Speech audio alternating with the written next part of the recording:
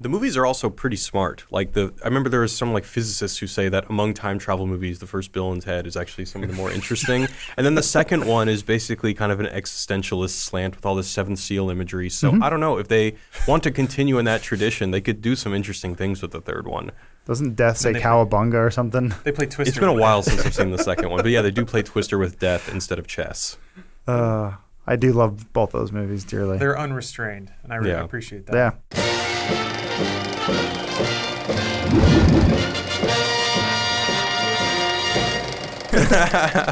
Welcome to Funhaus, everybody. This week's episode is sponsored by Postmates. I'm Daniel Schneider. Got Adam Kovic, Lawrence Sontag, Jared from Wisecrack. What's Hey, up, Jared. guys? Thank you for having me. Always. Sorry, Jared, I don't know what your last name is. Bauer, but it's okay. I rarely use it. I'm just You're Jared. just Jared. Just Jared. I always remember it. One, it's in all the emails that we send back and forth. Okay. But then also Jack Bauer Oh, Yeah, from I the got a- 24 show. Are you a little jealous? I got a lot of that because for a lot of years my email was J Bauer. People just assumed they wanted to believe it was Jack. Man. Talking to him? He emails?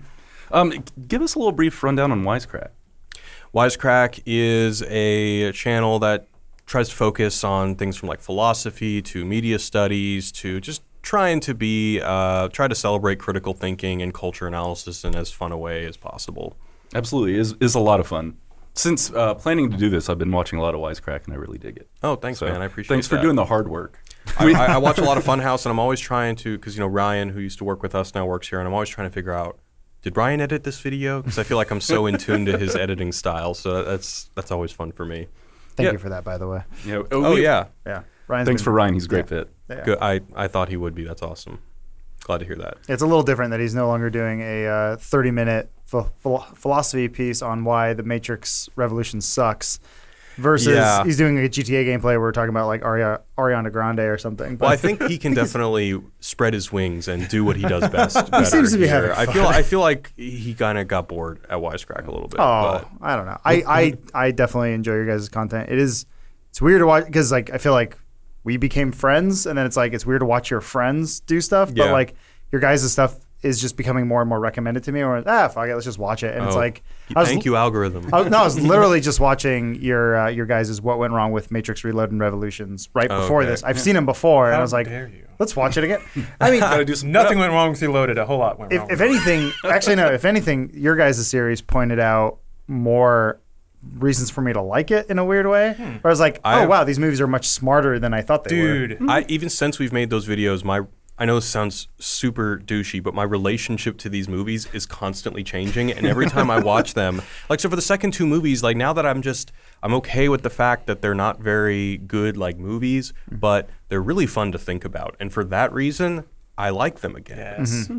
That was the only thing I ever took away from it is, they could have just made sequels, but I think in ways I'm sure we'll get into, and the ways that the first Matrix deals with some very base level philosophical questions, the second and third go fucking deep about issues of free will and actualization and all that stuff. It's Determinism. awesome. Actually, Dan, why are we talking about the Matrix? Sorry. Oh, yeah. You guys spoiled it. But no, it's been 20 years since The Matrix came out, which I think is kind of fucking hard to believe. Yeah. March 31st, 1999, before the year 2000, you guys. But I think cinema hasn't really been the same since The Matrix. They started a few new things. CGI was kind of revolutionizing the way effects are working in films. And the Wachowskis blew millions of minds. Showed us stuff we'd never seen before, made us think about things that maybe no one had ever really thought about before, the way reality works, certain philosophical issues that I'm sure we could touch on later. That was the first trailer I remember seeing on TV where I went, it's like The Simpsons when they saw Gabbo. And it's just you're like, I don't know what that is, but I want it. It was an interesting marketing campaign. Dude, yeah, it was this. Yeah, it was weird smoke background, dudes jumping over buildings, people in leather, and then asking a question, what is the Matrix? And you're like, God, look at that watermark. You have to see it to find out. Who made this movie? Papa Warner Brothers, our new parent company. New daddy. I also remember being the first successful big summer blockbuster that was so heady that not every human on the planet could even wrap their mind around it. Which, whatever. I mean, usually a lot of confused parents going, I don't know what I saw. Yeah, there were a lot of people that just couldn't grasp the basic concept, which most action movies are: woman gets stole, go blow up everything.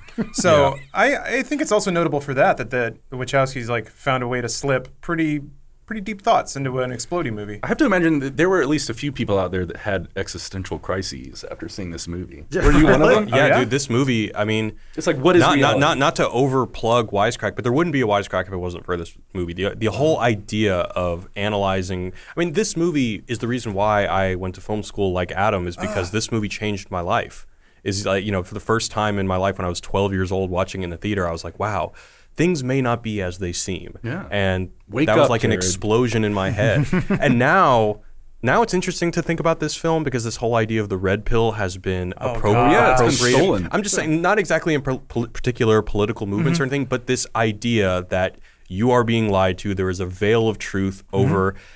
This movie is like pure rebel culture in a nutshell. Well, and that used days. to be like hippie talk, and now it's almost like an accepted thing. Well, know? yeah, one of the interesting things that kind of occurred to me as I was watching this is, and this might be something we need to save when we're really in the shit of things, but we are kind of in a moment right now between like algorithms determining what you see on social media, that we do have AI determining our worldview, which is kind of what this movie is entirely about. Yeah. So it's interesting that as much as this is about sweet kickflips and sweet gunfights, it did kind of predict the future in a kind of eerie way.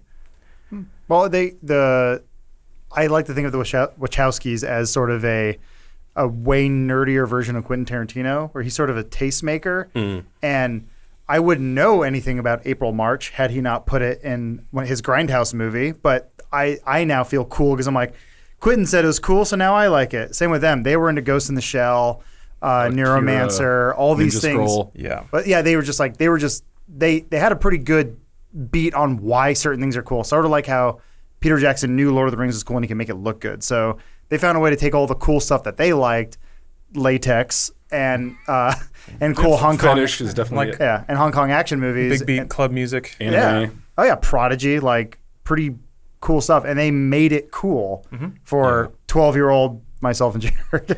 Did you guys rewatch it? Yeah. Just recently? Yeah, I watched it 2 days ago. You bought that 4K Blu-ray. I mean, right? I think it's still so good. I do too. It still it reeks of 90s, which is okay because that's when it was made. Is when it was made. Well, it also I think The Lord of the Rings is super appropriate because if I remember Turn of the Millennium, like everyone was kind of looking for a zeitgeist and there wasn't one. What we had was like Spice Girls and weird like 70s throwback fashions, like a lot of bell bottoms and shitty hair. The Matrix. Big pants. Yeah. The Matrix set the tone for the millennium, which is also cheesy looking back, but it sort of gave us the glasses, the leather, the vinyl, the hard music. And it was a sea change in terms of pop culture. Yes, that industrial music, some of it was really interesting going back I to. think it's still a fantastic soundtrack. It ends with Rage Against the Machine, and it still works. But like I'm just saying, like it almost starts with Dragula, which I think Yeah, in is the club. it is the Hothead Herman remix, you monster. Listen to the shit out of that soundtrack. Yeah, Marilyn same. Man's on it. It's not in the movie, or maybe It's he's in the credits. Well, It's in the good credits, that's right. soundtracks. It's the second The one in the Reloaded credits. soundtrack is really good. Yeah, Don Davis murdered it. Yeah. And I've been listening to Juno Reactor for a long time. So when they paired up for the sequel, like the sequel could not be a more Lawrence movie. Okay. Because I listened to that soundtrack while I was roller skating, and yeah, there are a lot of good memories attached to Reloaded soundtrack. Revolutions again, not so much. roller skating. Yeah. Inline skating. Sorry, I was cooler than that. Okay. No, I used to skate around the roads of my neighborhood listening to Mona Lisa Overdrive and stuff. Cool. You never skate harder than when you think you're fighting 100 Smiths.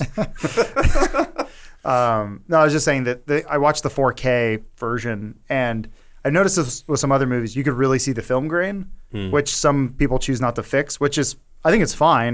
That's how the original movie looked, I guess, and whatever. So but like, I Do you have a rented it- 4K TV? Okay. yeah, I yeah. rented it in 4K on Google Play, and the film grain wasn't there, but it was also super crisp. So it's It's really curious. Yeah, It's weird. It's weird because I bought Labyrinth on 4K with the whole HDR thing for Jess. It's my wife's favorite movie. And she was like, there's something really wrong with the movie because there's a scene where Sarah is outside. She's like, it looks like she's being attacked by bees because the whole sky was underexposed. And it's that noise. It's all noise. It's all bad. That's Now- what happens when you have uncompressed frames just sort of flying onto a disc. And Yeah. that's it. I don't So know. it was super crisp on Google Yeah, Play. it actually looked really, really good. The 4K rental I had off of Google Play, and yeah, I'm used to what you're talking about, and that wasn't present in the version that I watched. It was couldn't have asked for a better viewing experience. Really, It still looks good. It sounds good. I think the story moves so perfectly. Yeah. It's really a well-paced movie, which can't really say much for the sequels, but they do cram a lot into those. But as a standalone movie, it's the reason why I went and saw it in the theaters 9 times or something. Holy shit. Oh wow. Yeah, I one time I sat on the floor because they oversold it and there were no seats and people were sneaking into it. So my friend and I sat on the floor and watched it in one of the early stadium theaters, and I was like, yeah, I saw Phantom Menace once, maybe twice. This movie might have ruined that movie. Yeah, I think it By was being so much better. I must have been turning 13 or something at that point. So like, I think I was like, Star Wars is for kids, Matrix is for cool guys like me, and I talk like a baby. So what is it maybe about the first Matrix that the other two didn't do that makes this one still be great and hold up? Is it the hero's journey stuff, like the simple story that everyone knows? I think it's a lot of that. I think it had just the right amount of philosophical headiness to make it approachable but still digestible. I think it had a lot of breakthrough stuff. I think you can't understate the Hong Kong sensibility that it brought to action cinema. Wire Fu. Yeah, a lot of that, and more just the optics and the narrative of a fist fight. Whether it's Morpheus versus Neo in the training program, or Morpheus versus Smith in the subway, on top of like the shootouts and everything like that. A lot of John Woo sensibilities that theoretically came over with Hard Target, but never really landed in the right package. I don't think. So it had a lot of new stuff that was executed super well and adapted super well. And I think there was also just a whole of people waiting, like, what does the year 2000 look like? What is it going to feel like? What is the edgy vision of the future? And It's this really was it. green. Everything is super green. A lot of adjustment layers on this movie. I think that's absolutely correct. And I think what Daniel said, like the whole Joseph Campbell thing, I think is also pretty accurate. But also, I think that the second 2 movies are just really, really hard to grasp on just a fundamental level. Like the entire action of the second one, or the only important thing that happens in the narrative happens in an information dump when he's talking to the architect, which is in impossible the final to follow. scene, which is really hard to follow. I have a theory that if that movie came out now, I think people would in general get it a little bit more. But and there's been a whole bunch of people saying that, oh my God, it took me 10 years, but now I finally get it. Like, you guys know the YouTube channel Just Right? This guy named Sage had a video called like On Finally Understanding the Matrix Sequels, and it's a great video, and the video has done very well, and I like that guy a lot. But yeah, I think that there are a lot of things that are happening in our discourse now that definitely parallel some of the things happening in Reloaded, like this whole idea of like co-opting rebellion, or the whole idea of a system being an enemy rather than just an individual force, that it's not just the machines. We can't think of a division between us versus them because we're both caught up in this system that is kind of perpetuating this bad situation for both parties. These are things that we talk about now that I don't think we talked about as much in 2003 when that movie came out.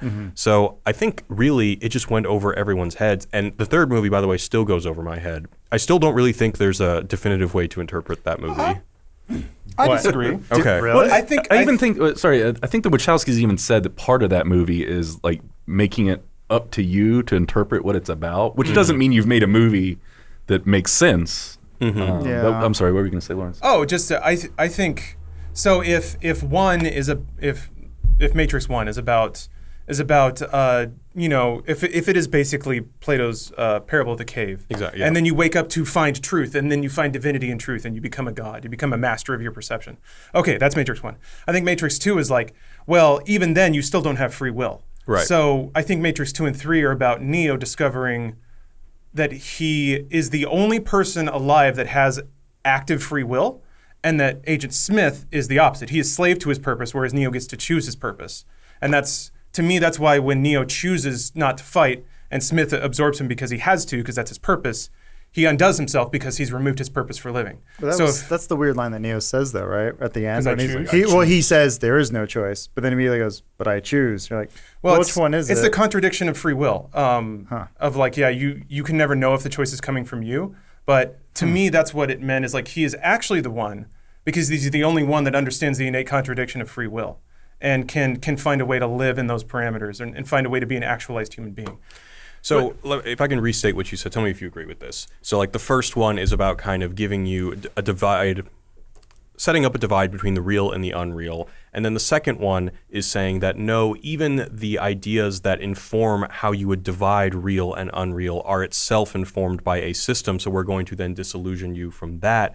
And then I don't know. I think the third one might even kind of fall back on this idea of an actual transcendence or maybe even layers of reality, because I guess the two big questions for the third one is what exactly is happening when Neo sees the bright lights, when he's blinded, and what is the source? Those are kind of the two big things that I think are kept very deliberately vague that could possibly hint, because obviously they have the whole Christian imagery in the first one, and then they double back on it. So I think there's a lot of that at the very end. Yeah, exactly. They double back on it yeah. in the third one. So I think we're meant to believe that, okay, this first one was just some kind of co-opted religious story that is meant to just maintain power. But in the third one, there is an actual transcendence of some sort of religious metaphor. I don't know, what do you think about that? That was totally my understanding. I do agree that there are things that aren't buttoned up, mostly because of the innate contradiction of what you said. Like, so if you go back to Parable of the Cave, let's say somebody turns around and they see the fire, they walk out of the cave. Even then, their perception is still it's the concept that you can never know truth, because no matter how you perceive it, it's always coming through your perception, which is fallible and human. Yeah, if you know that the shadows are fake and then the sun is real, well, then how do you know there isn't something more real than the sun? Exactly. Yeah. So I think what it alluded to is that Neo mentally somehow had found a way to actually know truth or embody truth and become truth, and that truth is the actuality of free will, which is it's what I thought was super cool about it is it took all the burnout heady sci-fi of the 60s and 70s. Philip K. Dick was super into this stuff and adapted it into something that was almost approachable a little bit. I don't know if you can get into thoughts like that without breaking your own brain. What's interesting to me is you watch the first Matrix, and it's pretty easy to point out the flaws in its philosophy about how, it touches on issues of fate and predestination. And ultimately says yes and no about a lot of that stuff, about how people have the right to choose, and yet all the prophecies and fate turned out exactly the way that they were said that they would, just in different ways. A little Minority Report flavor in there too. But I think you're talking about with the whole you're the one. He goes, but the Oracle said I wasn't the one. But he's like, well, the Oracle told you what you needed to hear.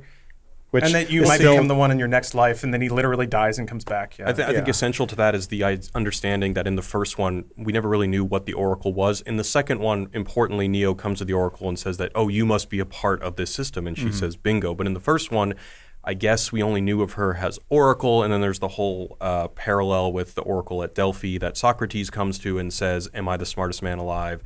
And she says yes, and he refuses to believe it. Similar. It's kind of like a parallel to what the Oracle tells Neo. But only in the second one do we come to understand that, oh, okay, she is not also some sort of transcendental signifier, as we're meant to believe that Neo is at the end of the first one. She's just a part of the Matrix. That's what we learned in the second one. Okay, yeah. Right. That's what I thought. That's the other question, too, is the whole free will and the other philosophies play into, one, the humans, and then now there's the programs, which is what the second movie opens up. The first movie, the only programs you really see are agents, and they are set on one path. And the squid robots. Yeah, they're very binary. Smith is more interesting because he seems to have other motives, or he's at least desperate. It's also kind of unclear when he's saying, I need to get out of here. What does that mean to get out? Does that mean to be deleted? Or is there another existence that you can exist on? I don't know. Rewatching it made me excited for a sequel. Then I remembered there are two of them. I was like, what did he mean by all that? Oh, that's so cool. And then it's, he's a virus, sort of? Yeah, one of the most important things about that also happens to be one of the most boring parts of the third one, and that is the character Ramachandra and his wife and his daughter. These are the Pakistani family that are in the subway, and they basically kind of dissolve that binary of us versus them by saying that we love our daughter just like you love Trinity. And we can also go between the Matrix and the real world, but our free will is also being compromised because I guess we're trying to get our daughter not to be deleted. I didn't watch this movie recently, but it's something like that, right? I mean, I haven't watched it recently either, to be honest. I saw Revolutions, I think, twice total, and it bummed me out so much that I haven't gone back to it. I got the philosophic beats and took sort of the headcanon from it, but to me, Reloaded is a much superior film. So and down to the point where it almost feels like they literally ran out of money. The way that movie ends of just a shaky shot of a sunrise, I'm like, are you kidding me? Yeah. This movie was so implicit, and now you're showing me a sunrise to signify rebirth? What the fuck? And it wasn't even a good shot. And it's so much of the last 20 minutes of Revolutions is just a super bummer. I don't know what happened. I would argue. Well, they tried to have a Dragon Ball fight, and it just looked stupid. yeah, with like the orbs of rain and stuff. I mean, remember the ending though of Matrix 1 is him flying away just a little too slow. It's like he's like, he's oh wow, we can fly. Like flying like that. I would as an editor or a VFX guy, I would have sped it up maybe 0.25. I would have just adjusted the slider just a little quicker, because he's flying a little slow. But it's okay. Yeah, it's still you're good. right. It's still a damn good ending because it, even without a sequel, it makes your brain go, oh wow, I wonder where this is. Or you can figure out your own ending where he's the one, he fixes the Matrix and everyone lives happily ever after. But they double down on everything else in the sequel. So I felt the same way that Lawrence was feeling, but I always kind of interpreted it, especially since, remember when Cloud Atlas came out, now Lana and Andy, at the time it was still Andy Wachowski, kind of came out for the first time since then.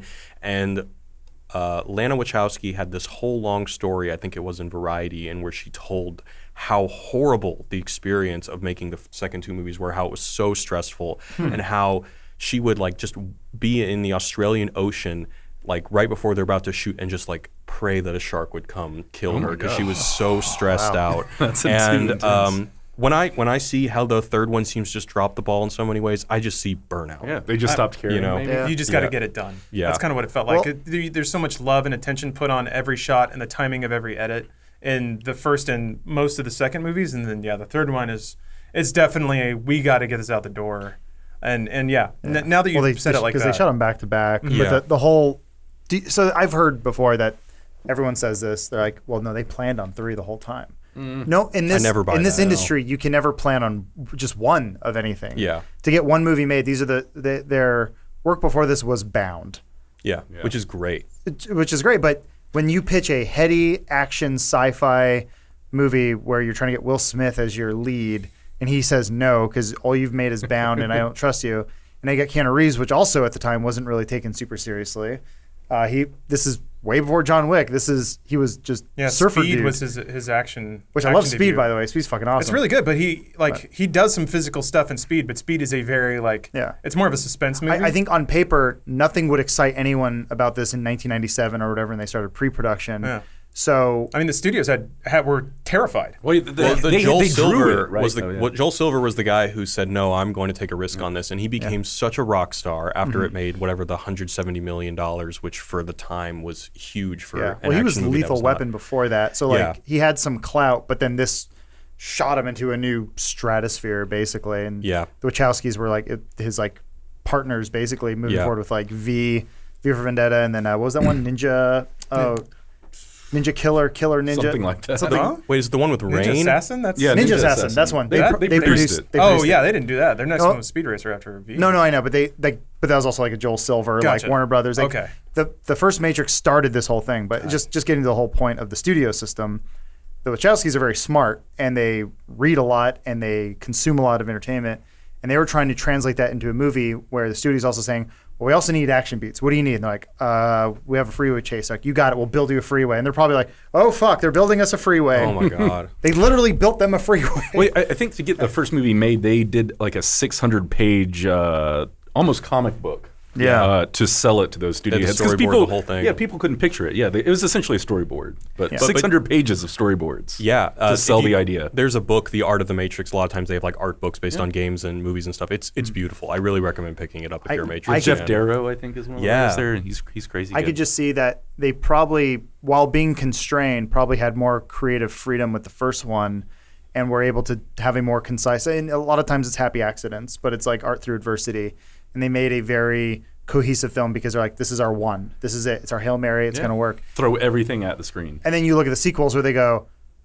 everyone was horny for a sequel at that time because they're like video games, Powerade attachments, and like other ad deals. There was a fucking phone based on it. Like, it came in like a lunchbox. I worked at Best Buy when they were selling that phone. So I could see them at some point just saying, this is too much. We originally set out to make a interesting a deeper type of movie, but it probably got away from them because there's just so many cooks in the kitchen at that point. We were talking recently about how endings are extremely hard as well. You're trying to sum up all these themes of a very heady subject matter. And ones that have no possible way to answer. Yeah, there's no answer. Yeah. Or a lot of the answer would be satisfying your answer. like faith in that philosophy. Yep. And you can't sell that to a movie audience. You can't sell faith. No. So that's I Am Legend. They're trying to.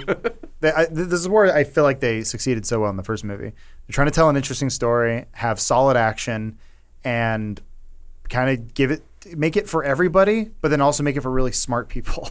That is so hard to do. This was also really early on in very engaged fan culture. Like I was actually part of those Matrix message boards, and you can really tell that the Wachowskis took that very seriously. Like they knew that they had an impact on a generation. Not necessarily the message board specifically, but they knew that this was more than just an action movie. They knew that this had awakened something in people, that people had really learned something very essential from this movie. And so when I look at these movies, I really appreciate how ambitious they were, because people loved the action. They loved bullet time. Bullet time changed everything. So they're like, all right, we got to change everything again. We're going to have the craziest car chase sequence. 45-minute car chase or We're going to something. have one Neo against 500 Smiths. And they really set out. They made like action philosophy. They did not skimp on the brains at all. Yeah. And when I say like, okay, you know, we blew people's minds, we awoke a whole generation to the division between real and unreal. What's next? Now I think the answer to that, which they smartly pointed out, is to understand that, and I said this before, but how our perception about the division between real and unreal can be informed by a system, and to elevate the audience above that system. So they took it very seriously that we need to create a movie that's going to blow people's minds again, but I think that idea is just really hard to grasp. Yeah. I mean, a lot of the ways they do that is through the technology at the time, which is, and like bullet time, raise your hand if it blew you away when you saw it in the theater for the first time. It You're blew like, everybody away.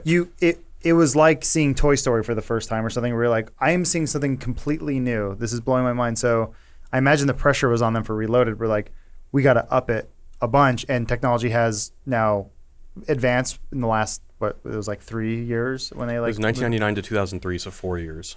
Yeah. I mean, they obviously had been working on it for years, but yeah. like in their minds, I'm sure they're like, did you know we can make an all CGI Keanu Reeves fight an all CGI Agent Smith, and you can't tell the difference?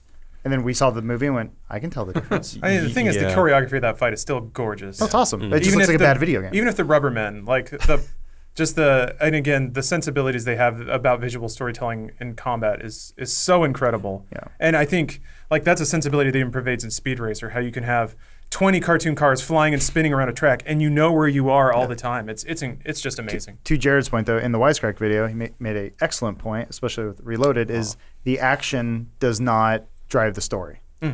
Yeah, there's no It's reason for pointless. Neo to fight Smith. There's no reason for Neo to fight in the chateau, although that scene is awesome. It's so good. Yeah. Oh my god. All of the scenes are awesome, but they seem Yeah. to have no point. There's very little stakes to any of those scenes, other than getting the keymaker. But even then, as you point out, like feels like a gaping plot hole that maybe there is a smarter reason for all of it that I just do not understand, and that's okay because I'm a dum-dum. Because I'm the same way where I go, well, this is all going over my head, but I'm going to just enjoy this freeway chasing because it's awesome. Yeah. So, I mean, it's the Goku problem. You have to like take him out of the mix to have any dramatic tension with any other character. So yeah, I agree. There is a little bit of suspension of disbelief, but I think that question sort of falls out of your head as soon as like they're. It's almost like a John Wick scenario where they're in a hallway with weapons and they just start grabbing them off the wall, and it's not a sword fight. It's an everything fight, kind of like in Matrix 1 of Neo versus Morpheus, how every 30 seconds they're switching martial arts styles. And that's not something that maybe a lot of people actively appreciate, but I think people do know that it looks different, and it's amazing. I think that's why, though, going back to Jared's video, which you should totally watch on Wisecrack, both of them are amazing. But the first movie, I feel like the action, I mean, correct me if I'm wrong, all the action plays into the story. There's a story reason for the action, and it feels like there are stakes. It all goes back, my mind goes to the lobby shootout. There's a specific reason for that entire thing. It's not just men here. It's like there are actual stakes, and you care of what's going on, and then it makes it just that much more enjoyable. I don't know. So the one thing I'm going to say about that is that I think it's really important to remember that, you know, because we can just say like, oh, like these people, like they fucked up. They didn't understand the basic laws of dramatic action. But it's important to remember that, and I remember this was a big deal. Joel Silver told the Wachowskis that we're going to film both at the same time, and they're going to be in the movie theater at the same time. It was meant to be that you would see one and then go to the movie theater just switch theaters and see the second one. But then, of course, Joel Silver changed his mind late in the game when he realized he could make more money if they just spaced them out by 6 months. So I'm curious as to, would we have consumed the movies differently if we just thought of them as kind of one movie? That's a really interesting question. Because I watched the second movie. I had like, as far as I could tell, followed the philosophy, super into the action, the soundtrack, everything. I was like, they really did up it in every possible way for me. And I remember like I got midnight tickets to the third movie, and I remember going to the box office like, hey, is it sold out yet? And the guy was like, no. So I like bought my tickets, and I was like, oh man, I hope there's a good seat left. And then I went, and I was like one of 3 people in the entire theater. So if they were both out at the same time, I think people might have been like, okay, that was cool, but I didn't get it. Maybe if I go watch the third one right now, it'll Exactly. It still wouldn't have, Who but they needs might have gotten more sleep? tricks. Right. Might have tricked more people into watching it. Man, I also went to the midnight showing, but that was also back when I feel like midnight showings had people show up. Yeah. I went to the midnight showing for Transporter 2, and I'm proud to say that. I went to the midnight showing for Snakes on a Plane, which I thought there would be a lot of people. I think the producers did too. There was no one. Pretty huge flop. I think the last one I went to was one of the Harry Potters. And Well, it was- you don't have to go at midnight anymore. Don't they? They Yeah. do them at Yeah. like 8 p.m. Yeah, it's or like whatever, Tuesday so. at 8. movies are just coming out on like, I don't know, 2 weeks early now, or it's like it's a Monday evening or whatever. Like, it just doesn't matter. They're like, yes, you'll give us money early, sure, come see our movie. But I remember that being a big deal though, like Matrix culture, Matrix phenomenon. Like, it is such a nerdy thing that I felt like I enjoyed the first movie. And I remember my mom's boyfriend at the time, I was saying like, oh, have you seen Matrix on DVD? Because that's how you had to have it at that time, because it was one of the first movies on DVD. And he was like, seen one John Woo movie? You've seen them all. And I was like, I don't know if I that's can't true. Think of a statement that I hate more. But here's the best part. Fast forward 2 months or whatever when he like finally sat down and watched it, and he went, that movie was fucking awesome. And I'm like, oh, good. I don't like, not that I need his approval, because he was sort of like super bro hunter jock dude. I was just sort of like, guy oh, sounds cool. cool. This now has gone into the public mainstream. I think this stuff that maybe just the Wachowskis thought was cool, anime and Hong Kong fights and leather and latex is like, and like smart philosophy and all these fun things. Like now, Joe Schmo is like my mom's idiot boyfriend was enjoying. So You put on a really interesting topic that I think is also really special about the first Matrix, is that it pitched like internet culture and nerds and stuff. Like a stereotypical nerd is the hero's journey character. And while you could say that's true of like Luke Skywalker or whatever, I think this movie, there had been a gap of like internet connected people who were at the forefront of technology and considered themselves to be avant-garde, but no media was really speaking to or celebrating that. But The Matrix was the first like, hey, if you're on the internet, you actually you're where the future is going already, and we're going to make a whole movie that speaks to and celebrates that versus like being the side hacker character that's nerdy and fat. Yeah, So that was kind of It was cool. also part of that transition from like that 80s and 90s like muscle bound Arnold Schwarzenegger, sure. Sylvester Stallone. These are our heroes. To like, oh, Keanu. I'm sure he's cut and extremely fit, but he looks like a normal dude when he's wearing clothes. His powers come from the fact that he's like a disaffected, alienated hacker who thinks that there's something wrong with the world, and he seeks out Morpheus, and I think, especially people who were lonely on the internet, we were all there feeling like You're all that You guy. wanted your we all Morpheus. were exactly. We were all searching for a metaphorical Morpheus. I'm always drawn to the lines that really do paint Neo as every normal schmo of like, you pay your taxes, you help your landlady take out the garbage, you're late to work, you're not motivated. Like it's all these like things that now seem kind of contrite, and painting Neo as just like a cardboard cutout for any self-insertion. But then it was pretty cool, and it was an archetype that hadn't been the protagonist of a big budget action movie. also, when he got naked with Trinity, you couldn't tell who was who. I mean, I think that's the point. I think it was, When I was actually. watching it now, I was like, did they cast Hugo because of Hedwig?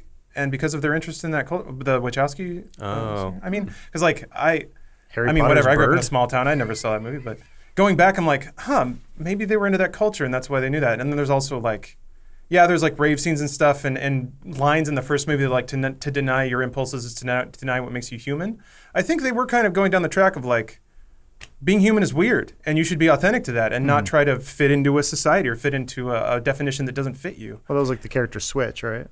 Well, yeah, originally he was supposed to, when she went into the Matrix, she was going to be a dude. But I guess that was too much for Warner Brothers. Man, Oh, really? that's a bummer. Well, if you could just look It's at the 99 movie now. on like a basic aesthetic way, so there's that whole rave scene where you see like their feet touching the ground. It's very earthy. There are people of all different nationalities It's and like tribal drum genders and music. stuff like that. And then, yeah, they're people in leather versus guys, white dudes in suits. I mean, it's like pretty clear anti-establishment messaging. A little especially, BDSM sensibility. Yeah, Yeah, exactly. a lot of fetish stuff. Especially in that scene where right before the first fight in The Matrix Reloaded, you see basically all the other people, all the other captains, when they all say there's something going wrong, like they're drilling, you see all the other captains in their BDSM gear, and it's pretty leathery. Oh, they double down on the leather. Yeah. Oh yeah. That was the other question. Oh, going back to first Matrix. Okay, had some questions. Can I stop you? You can just stop for me a real second? quick, but I do have questions. All But right. do your We'll thing. come back to your questions. But so you guys too can be just like Neo, who can download and learn anything he wants. You can get anything you need, anytime you need it, with Postmates. Other than your absolute best friends, who could you ask to bring you red wine at 4 p.m., sushi at 9 p.m., and a breakfast burrito at 8 a.m.? Postmates. Postmates is your personal food delivery, grocery delivery, whatever you can think of delivery service all year round. No more trips to the store. You don't even have to know where the store is. Postmates will deliver anything to you. Download the app for iOS or Android for free. Browse local restaurants and businesses and track your delivery. 24 hours a day, 365 days a year, Postmates will bring you what you want within the hour. Anything you're craving, Postmates can deliver. They're the largest on-demand network in the known universe, with more than 25,000 partner merchants. For a limited time, Postmates is giving our listeners $100 of free delivery credit for your first 7 days. To start your free deliveries, download the app right now and use code FILMHOUSE. So that's code FILMHOUSE for $100 of free delivery credit for your first 7 days when you download the Postmates app. Get anything you need, anytime you need it. Download Postmates and save with code FILMHOUSE. So, Adam, you had some questions. Yeah, remember Choi in the first movie? White Rabbit, Follow the White Rabbit? Oh, yeah. So are those She's hot. yeah, she's super hot. Are those programs or are those just friends? Are they other people who are outside the Matrix? I think those were. I assumed it was another crew on a ship somewhere. No, I thought they were people, but like they established that Trinity was monitoring Neo. Right. So she probably knew that this girl was coming and that they were going to go to a club, and that was a safe place she could talk to him. Okay. So she put that message on his The monitor. club's the safe space. There you go. Exactly. Wow, you What did Neo have? What did he give him? Some sort of hacking pirated gear? software. Okay. Yeah. He had like a mini disc. I think it was like a ripped copy of Doom. So that it was like, you get caught using this. Yeah. Someone might send you a letter. Gave you the level pack. And a little freebie from me. It's called shareware, not narcware. And it gives it to him.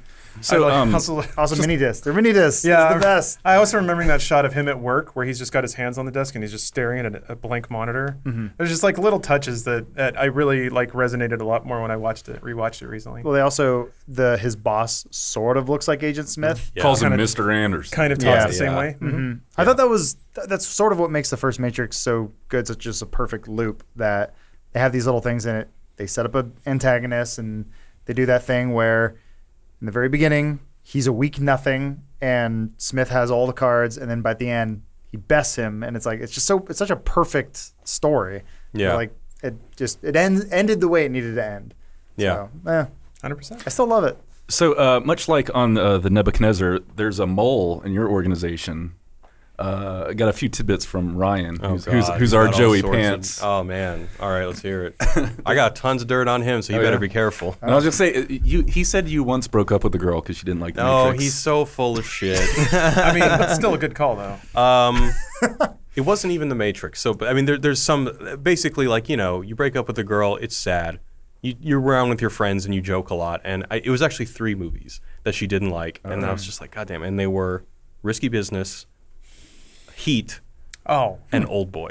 Okay. Who is this person? I can see being so disquieted by Old Boy. Yeah, that's pretty. I can see upsetting being news. disturbed by it, but saying that it's like a bad movie or impugning the quality of it is a step too far. Yeah. And also Heat. What the fuck? Who doesn't like Heat? I know, it's so good. She was just like, why are they holding hands at the end? And I was just like, oh, there's no fixing this. Yeah. Okay. Fair enough. But that was, I mean, were there other signs? Like, Holy shit! Sorry. I remember thinking about Casino Royale recently, and because I was like, I'm so sorry to cut you off, but I don't care. And the ways that the Matrix brought like fist fighting back to action films, because that just wasn't there. It was just like rah, rah. It was like Bloodsport endings. And then I was like, man, Bond started doing like really intense choreographed hand-to-hand fighting, thinking about the sequence in Skyfall. Yeah. A lot of like that was a silhouette against a backlight. I forgot that Revolutions had that at the end. There was like a silhouetted fight against a illuminated back screen. I think I only saw Revolutions once. It doesn't hold up to repeat viewing. No, it doesn't. Well, These are Tarantino beautiful did that moments, shot, but too. like once again, you're watching it and you're not emotionally invested at all. And it really just doesn't work nearly as well as the train station fight in the first one, which is not nearly as much of a visual spectacle. But so cool. The stakes from a story perspective are technically smaller. It's just, or maybe they're big. It's Neo's the one. Maybe he is, maybe he isn't. He's got to get out of the Matrix. He's got to find a phone and get out. Okay. Yeah. And then the third movie, the stakes are the largest they've ever been. The whole world is at stake. He needs to defeat Agent Smith, and you're just, or maybe that is the point. I don't know. A lot of people said a lot of things, and I think that's the point of the story, but I'm unsure. To me, their fight was meant to personify an unwinnable, unanswerable philosophical question, which to me is almost like shades of like Star Wars light side, dark side. Like they just have to fight because they are by their very nature contradictory. Yeah, they're opposites. Yeah. So to me, the fight at the end of Revolutions was philosophically like imperative because it's what they have to do. So it was like there was a weird sense of obligation behind it, which was also sad. Like here are these two ideas that theoretically should be able to live together but can't find a way out. How? And then ironically, the only way for them to live together is for one to give up, but that gives it the power of forfeiting the illusion of control. But if in the off chance that you actually are following it up to this point, then literally you're like, okay, so I'm watching an equation maybe balance out in a fight. And to your point, if it is the fact that he just has to give up to assert his free will, then I don't care about who's going to win this fight because it just has to end which is one way. rough. Like I get it. Like if they had to choose between just making good movies and doing philosophy, I feel like there will never be auteurs who are given a blank check to make action philosophy like this again. And for that reason, I'll always appreciate the sequels. Man, you've hit the nail so on the head. So for me, when like Matrix 2 is about to come out, people were like, what if the real life is also a Matrix? And I'm like, man, I really hope it's not that dumb. I hate that argument. But to me, and I think you said it perfectly, is they swung the hardest swing any living human could have swung. Yeah. And I respect the hell out of that. They could have just made, it's like, they did, is like, he fights a million Smiths now. But, I think that degree of escalation was there. But they followed it up with a philosophical thing that hit even harder, maybe even self-defeating in how hard it hit. Yes. But I respect the it. ambition above anything else, man. It would have been so easy to just be like, he's got even more guns. And that's why I contend that the sequels, at least, are more fun to think and talk about than they are to watch. Yes. I respect, to a degree, yeah, I guess it is whether you value ambition or execution. I think the second movie honestly has both, but the third, the execution is a little lacking because human beings can only do so much. But I will take ambition over an idea that I've seen executed a million times already, executed again. Because I love having new thoughts. I love things that challenge me. Yeah, I mean, look, it's 20 years later. We're still talking about it. If you want a Matrix within a Matrix, look no further than the hit film The 13th Floor. Haven't seen it. Well, I'll spoil the ending for you. Please. There's a Matrix within a Matrix.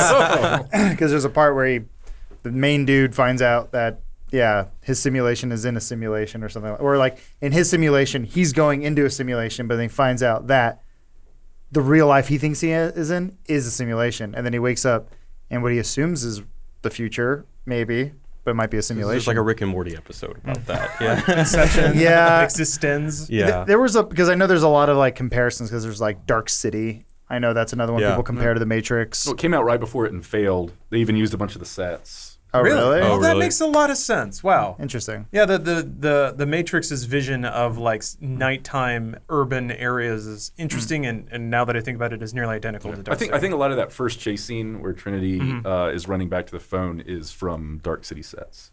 The rooftop chase, I remember, it was inspired by North by Northwest or what's the other one? Vertigo, I believe. It's almost like the shot of the agents running up is almost identical to the cops in the opening of Vertigo. I only know that because my uncle cut it together before YouTube and he's like, watch this. They're the same. And I was like, oh, those is okay. Yeah. Oh, that's awesome. Yeah. Cool uncle. He's a big nerd. Yeah. That's why I was like, he likes the Matrix. I like Matrix. It's cool. Man, I'm remembering Animatrix now. How It's so great. really depressing, but yeah. No, I love the Animatrix. Every single story is a some were bummer. better than others. Yeah, Sure. it was all over the place. There's the not a fact that it existed was cool enough, Yeah. I think. Oh, I respect the about ambition. the art of it all, but man, every single short story I think had one of the most depressing endings ever. Oh, yeah. And I remember, like, in terms of the business, this was a big revolution, at least that people talked about a lot at the time, that, like, if you want the full story of the Matrix, you're going to have to play the video game, watch the Animatrix, and then see the movies. But you don't really see that replicated as much these days. Like, there's no Marvel game that you have to play to know the complete mythology, which I'm surprised to hear. It's a hot buzzword, Jared, in this industry, and it's called transmedia. And man, oh man, they've been trying it for years, and I think the ultimate outcome is it doesn't work. And to Warner Brothers' credit, while they were trying to push this garbage on us a lot, not that the animation is garbage, the idea of you have to spread it all everywhere and to get the whole story. They also said, we have the Dark Knight Rises coming out. We're not going to rush Arkham Knight to come out, and we're not going to make them. We're going to say the video games are really good. The movies are really good. They're their own things. Well, they tried to make a Dark Knight video game. Yeah, This they is canceled it, didn't they? Oh, no, it did come. No. Oh, they made a Batman Begins video game. Oh, Also, this is a trailer or a commercial that Michel Gondry made for Smirnoff, and he's kind of given credit for creating bullet time for that shot, which we just saw. It's debatable who really came up with this first, but this is kind of the first big mass market version of it. Yeah, it's got all the beats there. That makes sense. The Hopefully this doesn't execution. get I had heard this, but I've demonetized. never. This is the first time I've actually seen the commercial. The execution of bullet time is just a real fascinating. It's a pretty simple trick when you think about it, but to pull it off in a film that big was like revolutionary at the Well, time. you wouldn't even have to do that anymore. No, they. Well, yeah, you have digital cameras now. You don't need to have a series of physical cameras all arranged in the exact path you need in real life. What do they have, DSLRs or something, like in a giant room? I think they're still cameras, right? Yeah, they were still. Yeah, they all fired off and took one frame. Yep. Just brrrr, Yeah. And then they actually had to use computers to interpolate between the frames to make it actually smooth. Otherwise, Oh. it would have looked like a. Oh, it would be sliding- choppy, yeah. Yeah. Which So is that- like true motion. Yeah, That exactly. shitty thing on your TV. Uh-huh. Yeah. Which, please, everyone turn off. Unless you're watching bad TV, then I it don't actually know. makes it better. I feel like Unless you're watching Or daytime sports. soap. I feel like people see that and then they go, "Oh, good, it's in high definition because of how crappy it looks." Yeah. And Adam talked about this a little bit earlier, but in terms of ambition, the tragic thing about this is that with the first movie, they put the goalposts farther than they thought they could achieve and did it. You know, it looks good. All these special effects are revolutionary. And then they thought, well, we can do the same thing with CGI and having a CGI Keanu Reeves. And they didn't pull it off. I mean, the second two movies haven't aged as well as the first one. It's sort of like the prequels a little bit, where Yeah. it was like, George Lucas was like, "Finally, we're there," and we're like, "No, we're not." Have you Well, seen- at the time, it seemed like they were there. I don't know. Even man. then, There are I remember parts, things looked a little jank. like the apple that Amidala Yeah. like stabs. It looks real And bad. takes the bite out of it, Yeah. but it's not actually matching up to the fork at all. Yeah. Yeah. That's good times. The crazy part is we are probably closer now than ever to where we're getting away with stuff that's like just full CGI characters that you had no idea. Like Fucking Thanos, man. I'll just say apes Oh, yeah. in general. Like the fact that we have so many CGI just monkeys now is like so cool, and they look great. From Umbrella Academy to many of the Rise of movies or whatever, Dawn of the. Yeah, I was actually really surprised in the Umbrella Academy how good the pogo monkey looked. Like, Yeah. it was crazy. I don't know if it's crazy expensive, but like CGI. Maybe is, monkeys are cheaper. Yeah, perhaps. But I mean, to your point, Thanos too is like one of the best looking, if not the best looking CGI character right now, where he's believable and it doesn't take you out of the movie.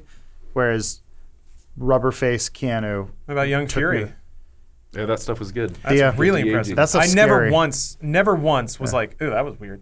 Never once. It was Yeah. weird. You know, something we talk about a lot on our channel is this idea of the prosumer, on how like now consumers are way more aware of the process of filmmaking and all that stuff.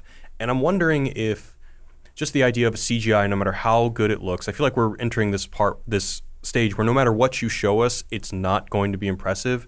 But I feel like maybe, at least I hope there's going to be a reawakening of appreciating practical effects. Like I hope that a generation looks at Jackie Chan films and is like, oh my God, there was a group of these insane Chinese dudes who were literally almost killing themselves in order to get that shot.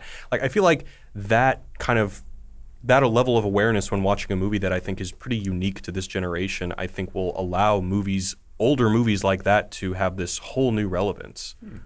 I mean, there's a whole wave of like Thai action. You want to talk about literally murdering yourself. There's a whole wave of like 80s Thai action movies that are almost like borderline snuff with some of the stuff they do to each other. Because there's fight scenes where like they're not even like doing camera tricks. They're just literally beating the shit out of each other. I mean, they're doing it in a choreographed way, but yeah, there's like full hits, and they make sure that you know that that's what's happening. So I do agree, though. I think as much as it can be fake, there's still an appreciation for real people doing real stuff. I mean, we just talked about John Wick 3. Without the Raid 2 Matrix, is without ridiculous. the Matrix, we would not have the John Wick trilogy, which is John Wick seemed to be kind of more of a seemed like a passion project. It sort of seems weird that they greenlit that movie. They're like, it is going to be a 90-minute action movie, and the movie's called John Wick. Let's hope it does well. And thank God. I mean, I think Lawrence was the one's like, you got to go see John Wick. It's awesome. Like, It surprised everybody. That's the movie I'm looking forward to most this year. I Really? love John Wick. I'm also a huge dog person, so I feel like it's like revenge porn for dog owners. But you could have the dog a little bit more, I would say.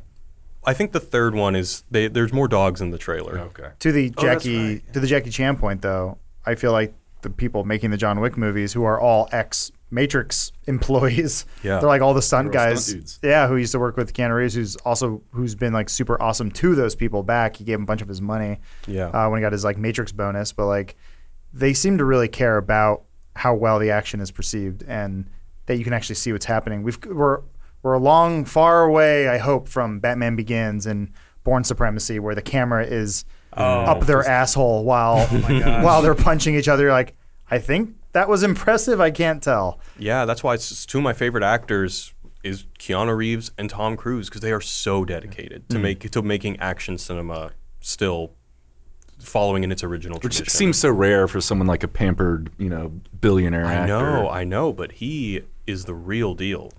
I mean, he works hard. He's going to die making movie. I just finally watched Fallout. I think it's so good. I think it's great. That scene of him sprinting, just watching it made me tired. Of him chasing Henry Cavill. I'm like, that is a 55 at that point year old man. Yeah. Sprinting faster than I'll ever be able to run in my life. And he probably did it multiple times? I don't know. I'm almost positive we talked about this last week. Sorry. Or we talked about before the show started. I think we were talking about it at lunch or something. I don't know. Yeah. That shot is impressive, but still, the sprint from 3 is...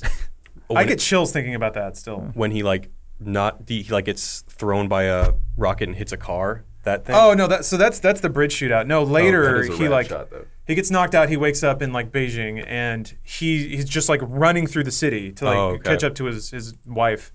And it is about, I want to say, a 90-second non-cut shot of him running at full sprint with a camera like tracking at 3/4, and it's just him running in the soundtrack. And the great thing about it is you're like, okay, they'll probably cut right about now. And then it keeps going and it keeps going. And it hits that like, when is it going to, holy shit, it's still going. Yeah. And like just the arc of that one shot. Look it up if you can. Man, it's so good. If we could somehow I'd probably get exclaimed. Track how much running Tom Cruise, if they could keep track of it. How long he ran for? Yeah, I want to like put it on a map, how far, based on his films, how far around the world he's gone. 3 times. He's probably been around the world. He's like the Flash. It's just so weird too, because I guess even post Mission Impossible 1, and boy, we're on a tangent right now. So I'm trying to remember, because this is about the Matrix. Two about good action movies. Yeah, and wait, Mission Impossible makes you think a little bit. Because MI2, when did that come out? MI2 is 2000. You know that because Limp Bizkit was that was John Woo's answer to the Matrix, basically, and you see how that worked out. I mean, it got the leather, it tried to get the attitude, but it just wasn't quite there. Motorcycle fight. The doves. Yeah. I just had this random thought. Do you think that shorter people look faster on camera? Because now I'm thinking of like Al Pacino and Serpico, and he looks like he's always just burning. There's think the compactness of it makes it look maybe faster, I don't know. More. Yeah, there's definitely a trick I picked up from pro wrestling. If you pump your arms really hard, and they do this all the time in the Matrix, it makes you look like you're going way faster than you are. Okay. So yeah, they in Matrix, especially the agents, they always run with like arms at 90 degrees, and they're doing a lot of this stuff. It's the body language of the Matrix in general is really, really interesting. One of the things that I love about the Matrix, specifically the first one and in the second one that I think isn't talked about enough, is just the rhythm of the speech. Like just the way that Morpheus talks. I actually wonder if the Wachowskis gave them line reads, like to say, I imagine that right now you're feeling a bit like Alice. Like it's so melodic and so epic. Smith. And Smith. Cypher. Everyone. I've heard you do a good Morpheus. I mean, that was it. That right? was as good as I was get. like, Yeah. That was excellent. I want to keep listening to that. But like Smith's entire rant about how humans are like a virus always sticks with me. Where like literally having that thought driving to work through the day, I'm like, It's true. like he's right. There is an equilibrium with everything else on this planet. Maybe not all things. Oh, but yeah. It is such a Wait. bleak analysis. Go back. It haunts me too. It's showing the like multiple monitor view from the architect. I mean, That you see that in the first movie. yeah, it do you like believe, zooms in on him. Do you believe that I don't No, believe not you even there. for a little bit. Yeah. There's no way that they actually had the architect idea in mind. I think it was just some general visual thing for powers that be. I'm sure that based on how authentic this speaks to a lot of very, very treaded philosophical issues, I'm sure that they did all the research and they decided we could make it about this, but let's constrain our vision and make it about this. So they were like, okay, we'll focus on this issue. I'm sure they were thinking about issues like the architect or about how it could be a meta layer of free will and issues like that, or a system controlling your perceptions. I'm sure that they thought about all that, but they were like, no, for this movie, this is what we're going to focus on. And there was no flying way in hell that the studios were like, before this movie even hits, we're going to greenlight 2 other movies. And No way. Oh, no way. This was They a barely huge made chance. this movie. I have a conspiracy about what you're talking about, and that is that you know how in the first movie, Neo kind of famously, when he's giving that computer program to Choi, it's Simulacra and Simulation by Baudrillard. And Baudrillard saw The Matrix and publicly said that these guys are idiots, they got it all wrong. And there is nothing postmodern because The Matrix is a very modern movie because it's, like you said, the allegory of the cave, just pointing out a division between the real and the unreal. But I kind of feel, my theory is that the Wachowskis were like, fuck. And then that's what motivated them to go all the way postmodern with the second 2 movies. Yeah, because like, we're going to get Baudrillard right this time. Was he a consultant on the other movies? No, he had nothing to do with it. He just, I don't even know if they ever met, but I know that a couple years after it, he saw the movie and he did not like it. And I think he died before the sequels came out. So I've got my own conspiracy theory on this. And this is probably the only thing, I can only talk to this because I don't think any of you have read The Invisibles. And I'll bring this up really quickly because no one else is going to know what I'm talking about. But so first movie's great because, and I love The Matrix, but they totally just remade The Invisibles, which was a comic from started in 1994 by Grant Morrison. But just to run down a few of the things that are similar between The Matrix and The Invisibles. It's about a group of terrorists or freedom fighters who fight the establishment and the forces of control that keep humans docile and hide from them the fact that reality is an illusion. The story starts when they recruit a new young guy who's going to be the Messiah or the Buddha. Part of his training is jumping off of a building to learn that reality is not real. The leader of the Invisibles wears a bunch of black leather and cool suits. He's into fetish stuff. He has circular sunglasses, knows kung fu, and shoots people a lot. He gets captured in a bathroom fight, taken to the bad guy's place, injected with a serum, and then tortured for the location of the good guys. There's a traitor in their midst. They do drugs to open their minds. Let's see. The bad guys are metallic-looking bug creatures. There's a magic mirror moment where they're touching a mirror that liquefies. Seriously? And then you're just talking about this the virus monologue by Agent Smith at the very end is actually very similar to a monologue by one of the heroes at the beginning where he's talking about humanity and their nature. And actually, humanity was normal until they were infected with the city virus. And the city virus made them expand and consume until there were no resources left. So there's just a few similarities. I don't think there's any way that's an accident. I mean, the Wachowskis used to work for Marvel before they wrote Bound. Yeah. It was a Marvel comic? But they were very into that world. This was Image Comics, and Warner Brothers owns it all now. So it's like it's not a conflict. They don't own Image. I thought Image is one of the... No, excuse me, Vertigo. Yeah, they Vertigo's an absolutely own imprint Vertigo. of DC. So, yeah. I mean, there are so many rip-offs, homages, whatever you want to call it. I wouldn't call it a rip-off because they dressed it in cyberpunk, and they have a whole lot of other influences on it. Yeah. And actually, part of the Invisibles, it was almost like a magic spell to create more Invisibles to spread this message about reality being an illusion and that you need to wake up. So like part of the purpose of the Invisibles was to make people spread messages like this one. So that's why I didn't really have a problem with it. Yeah. But I don't know. I mean, there's my mini rant. If you guys like The Matrix, check out The Invisibles. Well, it's like Adam said with Tarantino earlier. I don't think that they're plagiarizing, No. but they seem to be great at taking disparate, really cool things and combining them into something really awesome. The word "the Matrix," this idea of a thing you jack into, is the plot point of Neuromancer, which is like it's literally called The Matrix, or he's like.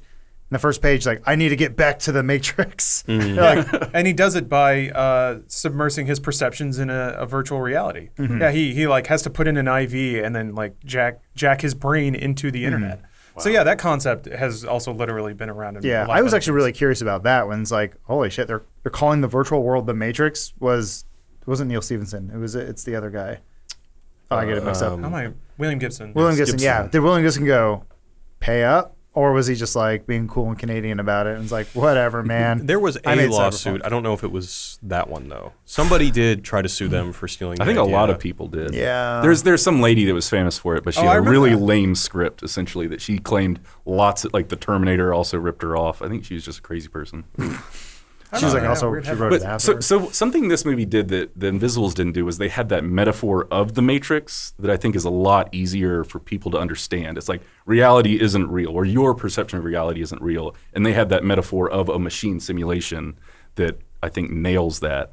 I think so. It not only gives a physical hook, which I think is pretty interesting iconography for the movie to use. It relies a lot on phone lines and physical attachments to the internet. Yeah, payphones. Yeah, and I was thinking like, man, if they made this now, it just wouldn't work. Like we all have the internet on our cell phones. Yeah, they'd have to run like clear across the city to find the one payphone that exists. And a lot of sound work of dial tones and phones dialing and modems and stuff like that. Like that was so much 1999, and it nailed it really hard. And then, and I think not only did it take all these disparate elements from these really successful things, but the timing, and timing is everything. The timing was so perfect because we were just around the corner from Y2K, where computer paranoia was at its peak. Yeah. Really good point. Thought it was going to end the world, right? Yeah. Nukes were going to launch. Rewatching it, I have but one gripe, only one, and it's not that I forget how quick or how little span of time the movie takes place over. It's like 5 days, maybe a little bit longer, depending on how long it takes Neo to there's some fade to blacks regrow his muscle cells. Regardless, Trinity falling in love with Neo is a little harder to buy as I've grown older. It was fated to be. But this might just be the casting of Keanu Reeves, who at the time had as much personality as a dish rag. Like, well, I think that was by design. But they wanted him to be an audience. Yeah, but it just by the end where she's like, "You can't die because I love you." I'm like, what did he do?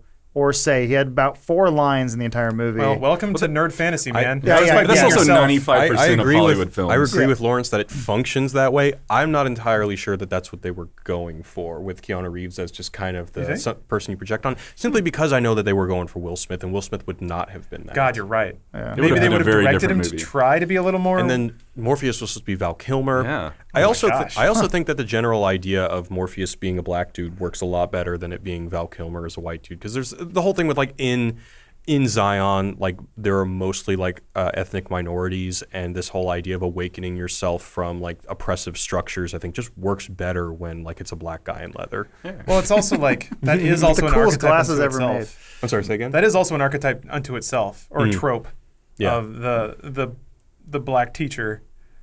There's got another word, whatever. Anyway, Morpheus is awesome. So that's what I'm getting You at. think that's air you're breathing? Yeah, no, so it's crazy. Like of all the things the movie does right, my God, all of the supporting characters blow it away. Both, I think Morpheus and Agent Smith are just some of the most memorable characters. Are they this freaking question never entered my head watching these movies, but now that I think about it, because I was like, I don't even, what I actually really liked about Matrix was race is not an issue at all. It's just it's one of my thoughts on just the planet Earth in general, where I'm like, there's what's his name, Captain Adama from Battlestar.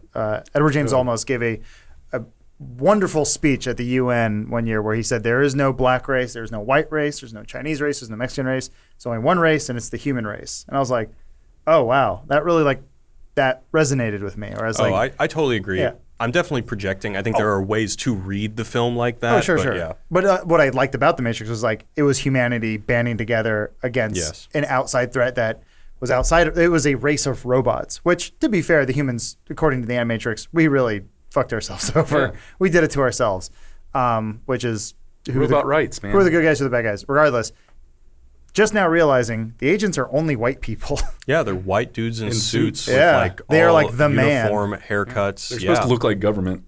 Yeah. Wow, I G-Men. didn't. Or just like a board of directors at any corporation. Well, it's amazing too how the first movie sets it up. Even though there's something off-putting about the agents, they are widely it's easy to perceive them as the good guys because there's a lot of things they do, especially early on in the film, that is to protect humans. Yeah. For no reason. Like They show up with the cops. Yeah, they told the police not to go up and it was for your protection, he says. They could have killed Neo at any point, and they didn't.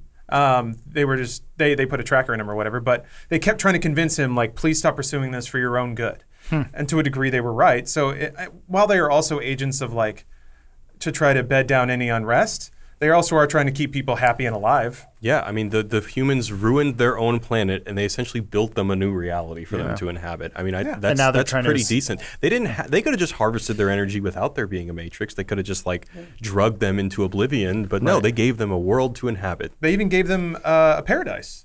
That didn't work. Yeah, because I love that part. Yeah, no, such great detail. It is. People wouldn't accept that life was that easy. Mm-hmm. Yeah. So it's and so I think that plays into their depiction of being agents that you instinctually distrust and then mechanically distrust as the movie goes on. My only thought on that whole thing about the agents being the good guys, do you remember the little Asian girl when Neo's running away and she looks up and all of a sudden her mom is Agent Smith? Oh, yeah.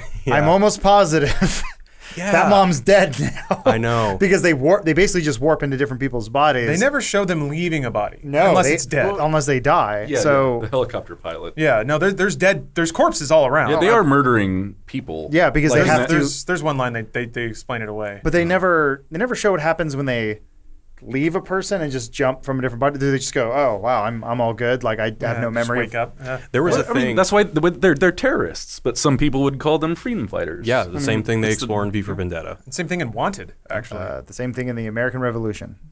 Yeah.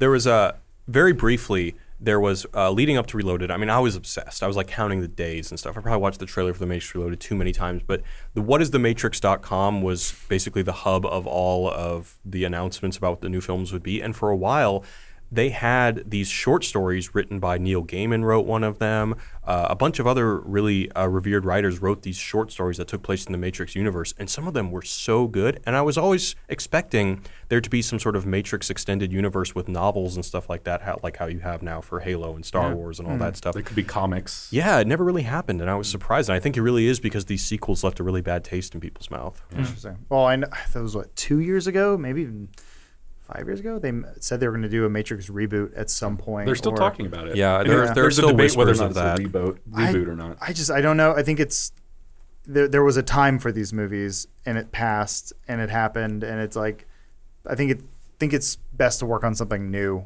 at this point. I think it was a special time to have a type of movie like this, and like you're saying, Jared, I think as you get older, you can maybe appreciate the sequels a little bit more because they were a little ahead of their time, and you can still look at them as not great films, but there's still something to think about. There's something, which is more than most bad movies. That's the really weird thing about what people consider bad movies today. They're very divisive, and people seem like Last Jedi, where people go, well, no, you can get something from it. So I still argue that I think Last Jedi is a bad film. Yeah. But if you still get something out of it, that's good. That's good. It did something. It's at least they're trying to do something more than just be the sort of stuff we grew up with, which is just frosting. It's muscle dude just punching stuff. Yeah, so we've been talking about the legacy of this movie a lot. We've been heady about it. I think a lot of the legacy was honestly in the special effects as well. But one of the fucked up legacy is that the Wachowskis just sold their production studio in Chicago. Recently? They just put their building up for auction because they don't have anything going. Oh, they man. don't have any movies. Yeah, Sense8 kind of petered out, huh? Yeah. What a bummer. They literally have nothing on deck. They are which is so Well, what intensely about- talented. I mean, not to discount the movies they have done since The Matrix. So what? Cloud There Atlas. are some bad ones, and then Jupiter Ascending. Jupiter Ascending's awesome. It's terrible. I mean, it's great terrible. it's great, terrible. Yeah. I agree. It is. We always joke about like, I want to see the book this was based on. Oh, there's no book, you say. That movie makes me feel really bad for Eddie Redmayne. I mean, his accent and the way he talks is just so bad. But then again, it's like, you go to work at a studio in Burbank. There's a green screen. There's two people come and tell you, okay, so this is going to be happening here. This is going to be happening here, and you talk like this. Go. You don't even know if you look stupid because you don't even know what it's going to look like. I mean, in the way that The Matrix is like adapting a lot of anime and stuff into kind of the male fantasy, to me, Jupiter Ascending was adapting a lot of female trash media into an amazing thing. It is basically Inuyasha in space, and that's awesome. And I will always love that movie, even if the execution is probably even sub-Matrix. That's one where it seemed like to me like they had a trilogy in mind, and they're like, all right, we'll give you money to make one movie. Yeah, and they crammed so it they all had in. to take 600 pages of script. You can feel when the movies end in that movie, yeah. So that's the problems when the Wachowskis fail. They fail spectacularly and very expensively. Yeah. And I that's guess. true. I Was guess Cloud I'm- Atlas a failure, like financially? I think Oh so. yeah, I mean it was so expensive. I love It didn't that run movie. anywhere. I think it's still the most expensive independent film ever made because that movie was just like 10 million here, 20 million here from all these foreign investors. Wow. Because I mean, good for the Wachowskis. They really it was their passion project, and they put everything on the line and just pitched the hell out of it for years. Such an amazing film. True. Great book. I remember that movie came and went in theaters. Like didn't get much. I feel like it didn't get marketed at all. And then I got it hard from movie to Netflix. market. Yeah, I don't know how you even market it. It's again Yeah. kind of like heady concept type of movie. But I remember just getting it from Netflix randomly because I had such faith in the Wachowskis, and I was just spellbound the whole evening. That movie's amazing. I need to watch it again. But that's another movie who people are. I feel like people are torn where either they didn't care for it, they didn't get it, or they just love it. They love every second of that I love movie. it. Have you guys? Has anyone seen Sense8? Yeah. You like it? I just watched 2 episodes and haven't gone back. The thing is, I know I'm going to like it if I just get through it, but it almost tries to push you away at the beginning. I don't know why it's structured the way it is. Yeah. Have you seen enough Sense8? No, I mean, I've played the first episode, but with a lot of TV, I feel like there's like an onboarding process. Like even when I watched the first episode of Game of Thrones, I was like, God, this looks terrible. The lighting is weird. Like, but you just have to sit down, watch like 4 episodes until you kind of orient yourself, and then you're in it. And I just haven't given Sense8 the time to do that. Also, since it There's is too much good TV. Yeah. It's for people who are kind of creeped out by the rave scene in Zion and Matrix 2. Sense8 is like straight up like wet dildos slapping the floor of That's of, in like the first sexuality. episode. Yeah. I saw that. It is very Sounds awesome. very upfront about sexuality and very upfront about identity being a very mutable thing, and I think that also could disquiet people who don't like to think about those things. Speed Racer was cool. Speed Racer was awesome. So, yeah, Ryan loved that movie. a lot of people love Speed Racer. That's a weird. Find a flaw. That's a weird. Honestly, that's Except a weird for all the movie monkey to stuff. hate on because you're like what? It's not true enough to the anime from the '60s. Like, Yeah. it's the truest adaptation ever made, and Christina Ricci looks like a cartoon, so she's perfectly cast. I don't know. I really. That's a movie you should watch. On I'm going to be Blu-ray. honest. I saw that movie in the state that it is probably made to be watched in, and I barely remember it. Oh, I see what you mean. Sounds Yeah. perfect. Yeah. So let's bring it back around. We have an extra long podcast going. Are there any kind of closing thoughts you guys have on the legacy of this movie? Jared, you've got to have something else you want to say about The Matrix. I mean, for the first movie, to me, it hasn't aged a day. I think it's still a masterpiece, and not only a masterpiece, but it's just like great Hollywood cinema. I love it, and it's always exciting for me to rewatch it because I'm always surprised with just how good and how every frame just feels so iconic. And I don't know if that's just because it's so important in my life, but I just feel like this is a movie you could show kids today and they'd still be captivated. I don't think we ever asked you what's the Dude, paper I you brought notes, fucking notes. So many notes. So many notes. Well, we did the whole trilogy on our movie podcast, and so this is like all the combined notes I took for all 3 films. What did we miss out on? Because I really want to know what's in there. I mean, we could go. I mean, you see how many pages there are here? We'll be here all day. bullets and sub bullets. Here, go for it. Yeah, flip to a random one. Let's crack it out. Yeah. Oh, okay. All right, random. What's this one? It's All right, random page. This is. Okay, so this is a series of questions I had for Revolutions. I'm just gonna. What is the source? What do they mean by this? You want me to go through all of them, or do you want to actually Just focus? whatever ones you feel like. Yeah. When Neo says "because I choose to" and then submits to Smith, what happens? Does he get manually deleted by the baby thing? Couldn't this baby thing do that without all the other programs that Smith had copied himself onto? Do they cancel each other out? If we're to believe that the first movie is a Christological allegory, then the second movie is a critique of that allegory that can be co-opted. Then does this movie just double back to the Christ metaphor? Does it reaffirm religion? Is it like the Francis Bacon quote, "A little bit of philosophy will turn you into an atheist, a lot of philosophy will turn you back into a believer"?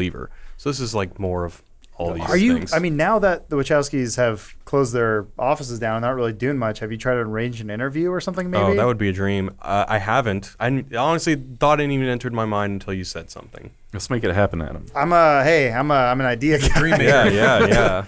I don't know. I mean, invite them out here, go hang out on the WB lot. I'm sure there's I don't know, some leftover squid monster you can hang out I don't know. there. Do you ever have the thing like there are certain idols you don't want to meet? I mean, it's a bad idea, I think. Yeah, because they really did change my life, and if I had like a bad interaction with them, that would think be it would affect crushing. It doesn't Yeah. have to be Devastating. you. You could just be the producer off to the side. Okay, That's fun. I could And send you- a surrogate. Yeah, you hire some actor type, a Keanu, if you will. They Yeah. wrote writers in their contracts for the second two movies that they didn't have to do any publicity, like have no photos taken of them, answer no questions. Yeah. So they seem like they might not be the kind of people that like talking. The best time to talk about these types of movies, though, are 10, 20 years after they're done, because people will just open up about yeah, they them. can talk about Yeah. the good stuff. Yeah, so like those stories of like Lana or whatever trying to kill herself out in the ocean, like Yeah. that's like they can be more open about this stuff and talk about where they were and Yeah. like the sort of production pitfalls they were dealing with. It took her 15 years to muster up the courage to tell that story. And it was to promote Cloud Atlas, which was her whole coming out thing. She had already gone through the transition years ago. Actually, I think right after Revolutions came out in the theaters. That was crazy. Yeah. Fascinating stuff. But yeah, good, crazy good movie that's had a wild impact, I think, on our universe, if it's real. Lawrence, do you have anything we didn't touch on? Because I know you were really into this. Yeah, I mean, and I luckily, can imagine you in Texas in 1999. Yeah. Are you from This Texas? spoke Yeah. right What to you. part? Azel, north. Oh. It's like northwest of Dallas. Okay, I'm from Houston, Sugarland Oh, okay, area. If you know what a that whole other is. state, basically. Yeah. I do know the area, but yeah. I mean, for me, I think luckily I won't seem like I'm overstating it to say it also changed my life in some pretty substantial ways. Because of this, I got into martial arts and have been training in that ever since. I've investigated stunt work, went to a fucking stunt camp in Georgia, all kind of fueled by this and a lot of Jackie Chan too. So while the first Matrix was sort of solidifying, I had already started asking philosophical questions. The second and the third really did open up my thinking a whole lot more. So yeah, it has definitely changed the trajectory of my life. And I'm glad I can say that without sounding like I'm being hyperbolic based on not at the all. things you guys are saying Yeah. too. It's it's blockbuster film. It's mass media pushing through a message. I think that is way deeper than most blockbuster films can even try and get to. And it's 100%. like question everything. It's usually very palatable statements like love is good, Yeah, family, which is there, but yeah, well, sure, but it's couched in issues of humanity and what is humanity and how do we define it and all sorts of other layers that make it much more nuanced than father loves daughter and kills people to save her. Heroes Rise. Adam, can I borrow that Blu-ray? What's that? Can I borrow that? Oh, Blu-ray? I forgot to bring it in. I will bring it in tomorrow because I wanted to share it with the office. So it's the office's copy now, technically. But yeah. Right on. Well, thank you guys for sticking around. If you stuck through this whole podcast, Jared, thank you so much for coming. Thank to you for talk having me, about The guys. I Matrix. respect the hell out of you guys. I'm Yeah. a big fan, so I Right on. appreciate you guys letting me come on. Same back at you, man. I love Wisecrack. So everybody, please check out Wisecrack. They do great stuff. And you have a new channel, a spin-off channel recently, right? Kind of, yeah. So we had this show that was on the main channel called Earthling Cinema, which is kind of like our character comedy thing that we've been that's been like our passion project for the last couple of years. So then we kind of spin that off into its own channel, which is called Aliens Guides. You could check that out. And yeah, check out Adam's been on our movie podcast, Show Me the Meaning, for Eraserhead and Donnie Darko. Nice. And yeah. Cool. Anything else to plug? No, that's about it. Wisecrack, Show Me the Meaning. Yeah, Right. rock and roll. We'll have to have you back soon, man. Oh, I appreciate What's that. Yeah. something else you like almost as much as The Matrix? Well, I love Jackie Chan. All right. And Super cop. yeah, I just watched actually Police Story 1 this weekend. That's It's so good. bonkers. Oh my It's god. so good. Is that the one where he falls down 3 stories in the mall and runs on the side of a bus? Yeah. Police Story 1 is incredible. Yeah. He actually that's on its like 7th or 6th movie. He's still in it, but he's like acting and doing pretty well. And as he an actor. directed it. Yeah. Damn. And he sings the song at the Your end. notes hit the floor. It was so loud. I'm sorry. I just ruined the whole podcast. That was like a whole tree. Well, hey, thanks for coming by, everybody. I'll see you again next week. And thanks again, Postmates, for bringing us here this week. Thanks a lot. Bye, everybody. I feel like this guy dreamed about Donnie Darko.